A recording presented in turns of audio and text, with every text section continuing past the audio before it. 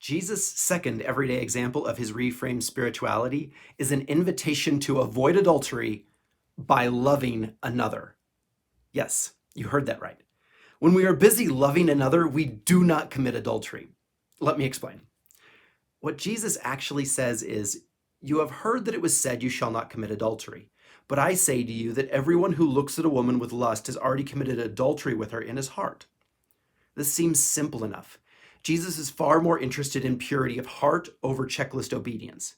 So instead of simply pointing to physical adultery, he addresses it at a heart level. At the same time, this basic reading ignores what it means when Jesus calls on us to be righteous, to be more righteous.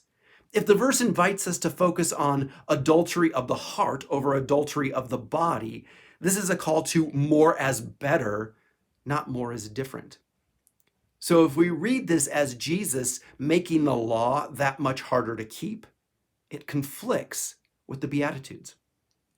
Things get even more complex when Jesus continues, "If your right eye causes you to sin, tear it out and throw it away. It is better for you to lose one of your members than for your whole body to be thrown into hell.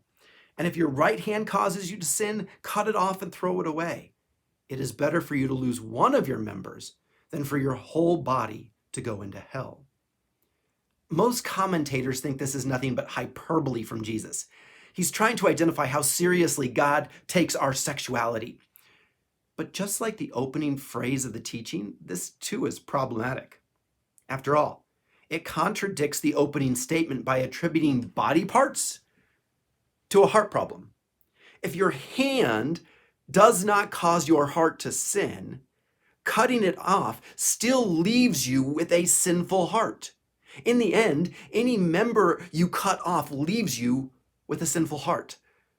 This is not hyperbole, it's absurdity. Still, this is what many churches teach, and the consequences are disastrous. In January of 1998, I started a year-long youth ministry internship. Since things went well, the congregation hired me full-time, and I remained there until moving to St. Louis to attend seminary in May of 2002. When I arrived that first year, a number of adult leaders in the church already had plans in place to lead a month-long True Love Waits program for the youth.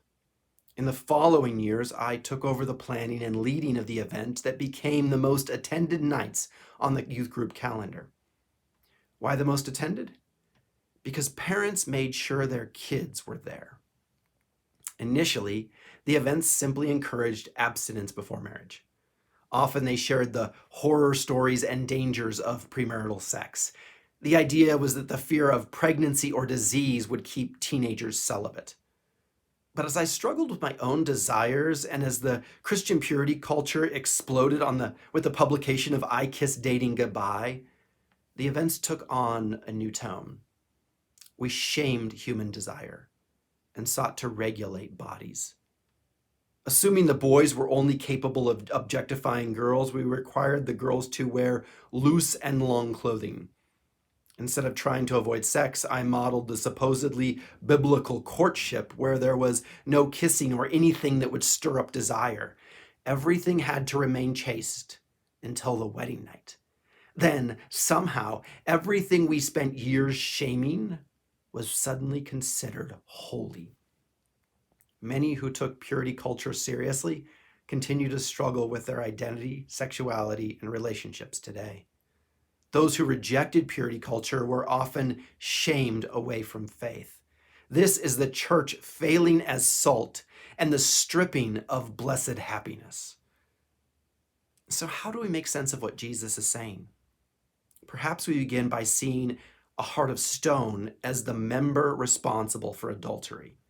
In the language of Abundance Reconstructed, heart is what interfaces with spirit, be it a spirit of power or love. A heart of stone is a heart devoted to a spirit of power. In my experience, both talking with others and personally, adultery is all about power. It does not matter how much sentimentality is involved. For some people, it is the power that comes with seducing another. Still others who feel marginalized at home, it is a passive-aggressive way of attaining power over their spouse. For me, it was all about power over myself. I used others to make me feel whole. Often it was about calming the chaos that came from simply being in a relationship. That last line sounds strange, but to this day, authentic romantic connection stirs up past terrors. Most of them revolve around childhood abuse. For a long time, I failed to understand this. I just wanted the terror to go away and did the only thing I knew would calm it. Ironically, the most loving thing I could have done, the thing I would do today, is acknowledge the desire to cheat. When we take this statement back to where we started, we find ourselves in the exact opposite place. We shifted from hating our desires, seeking to shut them down and block them off, to being honest about them. Instead of repressing them, we expose them, not because they say something about our partner, but because they reveal something about us. Our desires reveal our story, our fears, and our insecurities. They show off our unlovable parts. In doing so, our partner has an opportunity to genuinely love us. It makes me wonder if the real adultery is promoting purity culture and checklist obedience. After all, even if you keep your genitals to yourself, they fail when it comes to actually loving another.